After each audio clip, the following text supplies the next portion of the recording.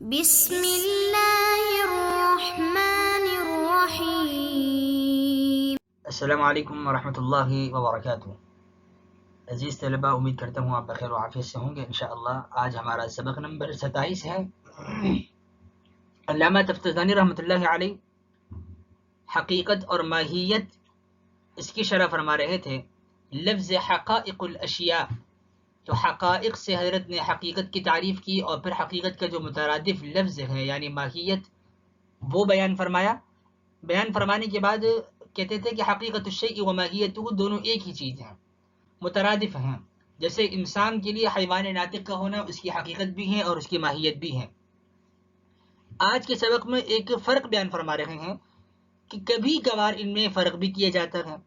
وقد یقال، قد مضارع پر داخل ہے جو تقریر کا فائدہ دیتا ہے، اور کبھی کہا جاتا ہے انما به الشیء هو وہ چیز جس کے ذریعے سے وہ شے ہوتی ہے، باعتبار تحققه حقیقت، اپنے خارج میں متحقق ہونے کے اعتبار سے حقیقت ہے، وباعتبار تشخصه ہویت، اور اپنے تشخص کے لحاظ سے ہویت ہے، ومع قطع النظر عن ذلك، اور حقیقت اور ہویت سے قطع نظر کرتے ہوئے، اس سے قطع نظر کرتے ہوئے ماہیت ہے۔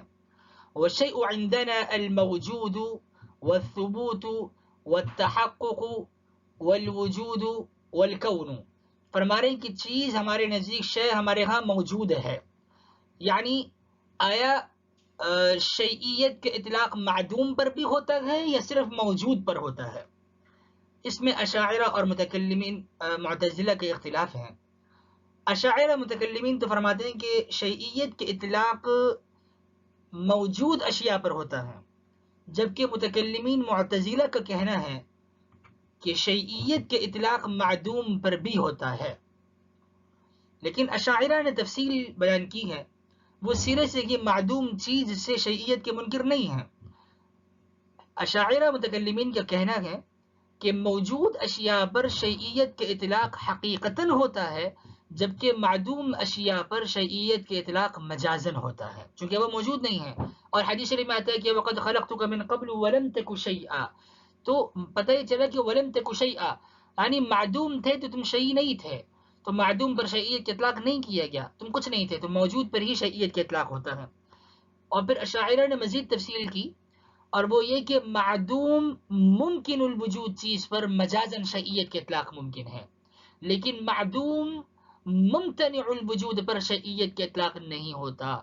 تو وہ معدوم جس کا امکان ممکن ہو اس پر شیئیت کے اطلاق جائز ہے، لیکن وہ معدوم جس کا وجود ممتنع ہو جیسے شریک باری تعالیٰ، تو اس پر شیئیت کے اطلاق نہیں ہوتا بلکہ وہ معدوم ہے۔ وقد خلقتک من قبل ولم تک شیئا سے بھی اشاعرہ متکلمین استدلال کرتے ہیں۔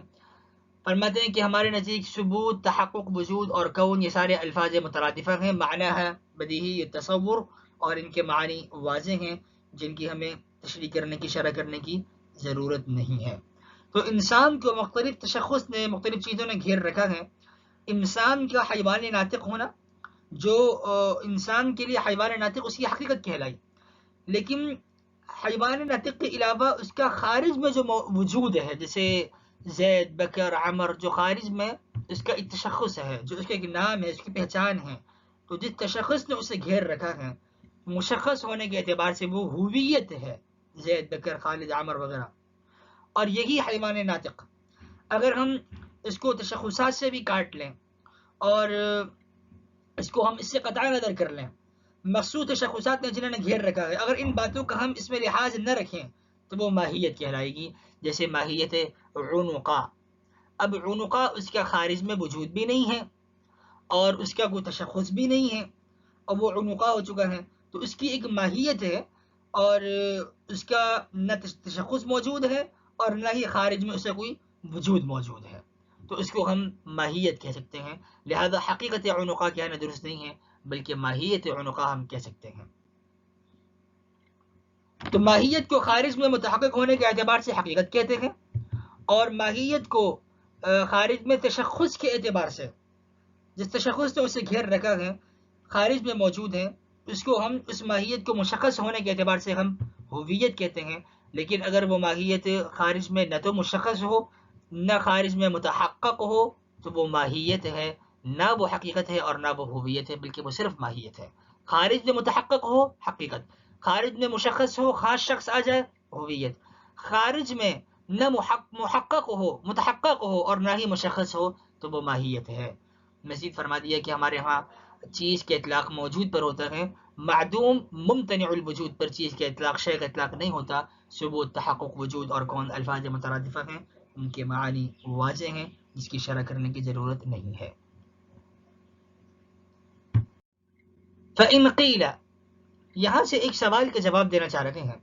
فَإِنْ قِيلَ فَالْحُكْمُ بِثُبُوتِ حَقَائِقِ الْأَشْيَاءِ يَكُونُ لَغْوًا، کہ حضرت ابھی آپ نے فرمایا کہ ثبوت، تحقق، وجود، کون، یہ چار الفاظ مترادفہ ہیں، تو ثبوت اور تحقق دونوں الفاظ اس میں آ گئے، اور آپ نے کہا تھا کہ حقائق الاشیاء ثابتہ، علامہ نصفی رحمۃ اللہ علیہ نے حقائق الاشیاء ثابتہ، تو جب تحقق اور ثبوت ایک ہی چیز ہے تو حقائق الاشیاء ثابتہ یعنی ثابتہ کا حمل حقائق الاشیاء پر درست نہیں ہے، ان کے درمیان من وجہن تو تغیر ہونا چاہیے، یا تو من وجہ اتحاد ہے، محمول اور موضوع میں من وجہ اتحاد ہے تو من وجہ تغیر بھی ہونا چاہیے، اور آپ تحقق اور ثبوت کو ایک معنی میں مانتے ہیں، تو اگر یہ سوال کیا جائے کہ بھئی فالحکم بثبوت حقائق الاشیاء، اشیاء کی حقیقتوں کے ثبوت کا حکم لگانا یکون لغوا، یہ لغو ہوگا، بمنزلت قولنا، چونکہ تحقق اور ثبوت ایک ہی معنی میں ہو گیا نا، مترادف ہو گیا، تو یہ اس طرح ہو گیا بمنزلت قولنا، یہ ہمارے اس قول کی طرح ہو گیا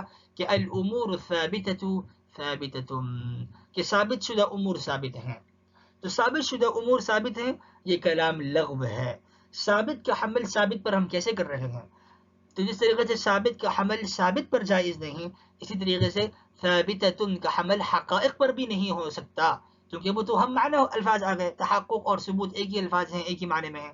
اس کا جواب حضرت دیتے ہیں، فرماتے ہیں قلنا، اگر یہ اعتراض ہو کہ یہ عبارت حقائق الاشیاء ثابتہ یہ لغو ہے، اور یہ ہمارے اس جملے کی طرح ہے کہ الامور ثابتۃ ثابتہ، جس طریقے سے الامور ثابتۃ ثابتہ یہ جملہ لغو ہے تو حقائق الاشیاء ثابتہ یہ جملہ بھی لغو ہے، اگر یہ اعتراض وارد ہو تو علامہ فرماتے ہیں قلنا، تو ہم شارح اس کا یہ جواب دیں گے، المراد کہ مراد حقائق الاشیاء سے یہ ہے ان ما نعتقده کہ وہ چیزیں جن کا ہم اعتقاد رکھتے ہیں، حقائق الاشیاء کہ وہ چیزیں جس کے بارے میں ہم حقائق اشیاء ہونے کا اعتقاد رکھتے ہیں، وَنُسَمِّيهِ بِالْأَسْمَاءِ اور ان چیزوں کو ہم مختلف ناموں سے موسوم کرتے ہیں، من الانسان والفرس والسماء والارض، کہ جیسے انسان ہے، گھوڑا ہے، آسمان ہے اور زمین ہے، تو فرماتے ہیں جن چیزوں کے ہم نام رکھتے ہیں اور ان کے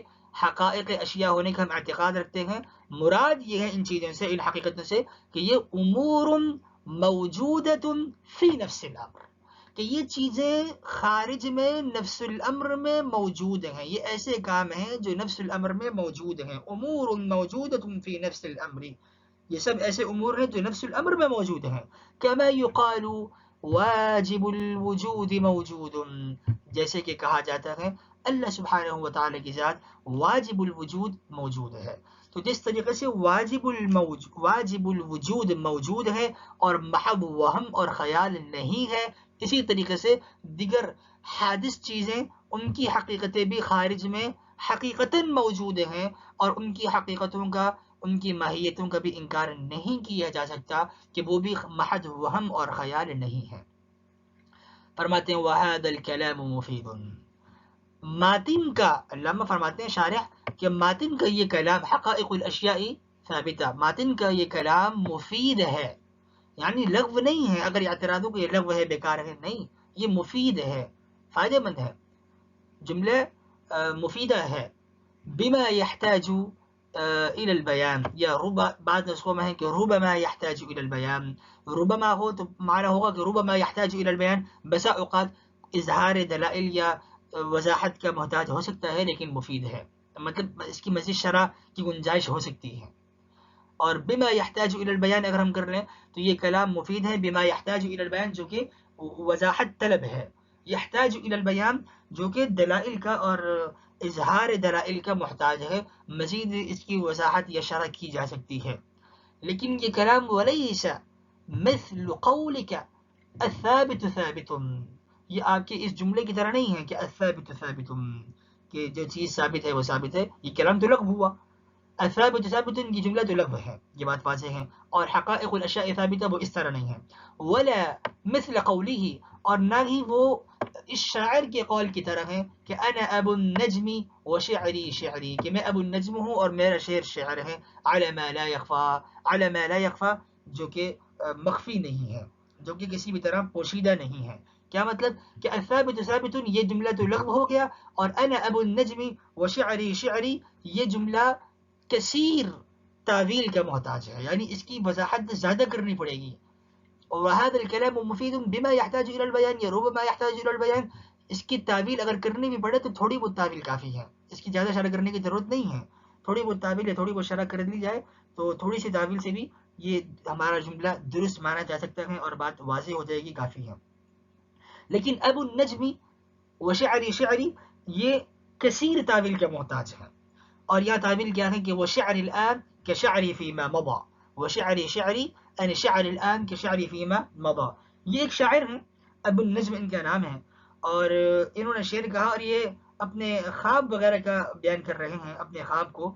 اور یہ کہنا چاہتے ہیں کہ میرے شعر بڑھاپے میں بھی ایسے نہیں ہیں کہ خراب ہو گئے یا بوڑھے ہو گئے، نہیں، میرے شعر، میں تو بوڑھا ہوا ہوں، میرے شعر اب بھی جوان ہیں. وشعر الان كشعری فيما مضى، میں بوڑھا ہوا ہوں، میرے شعر ایسے ہی جوان ہیں جیسے کہ میں پہلے جوان تھا. شعری الان كشعری فيما مضى، یہ پورے خواب کا نقشہ کھینچتے ہیں، اور یہ قدماء اسلامیین میں سے ہیں. ابو النجم یہ مسلمان شاعر ہیں، اور ان کا مکمل شعر یہ ہے کہ فرماتے ہیں للہ دری ما احس صدری، اللہ ہی کے لیے ہے میری بھلائی، اللہ تعالیٰ ہی مجھ کو جزا دے گا. ما احس صدری، میرا سینہ کتنا حساس اور مدرک ہے، میرا سینہ کتنا حساس ہے. کہ تنام عینی وفؤادی یسری، میری آنکھیں سوتی ہیں اور میرا دل وہ سیر کرتا ہے. میرا دل راتوں رات سیر کرتا ہے، وہ چکر لگاتا ہے، جولہ کرتا ہے اور تفریح کرتا ہے، گھومتا پھرتا ہے. آنکھ سو رہی ہے لیکن دل سیر کر رہا ہے راتوں میں، راتوں کو یعنی میں خواب دیکھ رہا ہوں. مع العفاریت بارض قفری، جنات اور پریوں کے ساتھ چٹیل جنگلات میں سیر کر رہا ہوتا ہے. مع العفاریت، جنات اور پریوں کے ساتھ، بارض قفر، جنگلات میں اور چٹیل میدانوں میں وہ چکر لگا رہا ہوتا ہے. وَأَنَا أَبُو النَّجْمِ، اور میں ابو النجم ہوں. وَشَعْرِي شَعْرِي، میرا شعر اب بھی ایسے ہی ہے جیسے پہلے ہوتے تھے. تو اس جملے میں تعویل زیادہ ہے، وَشَعْرِي شَعْرِي. لیکن ثابت ثابت یہ جملہ تو ویسے لغو ہے. تو ہمارا یہ جملہ حقائق الاشیاء ثابتہ نہ تو آپ کے اس قول کی طرح ہے ثابت ثابت، اور نہ ہی شعری شعری کی طرح ہے کہ اس میں تعویل زیادہ ہے، بلکہ ہمارے جملے میں تعویل کم ہے. سبحان اللہ وبحمدہ، سبحانک اللہم وبحمدک، نشهد أن لا إله إلا أنت نستغفرك ونتوب إليك. سبحان ربك رب العزة عما يصفون وسلام على المرسلين والحمد لله رب العالمين. السلام عليكم ورحمة الله وبركاته.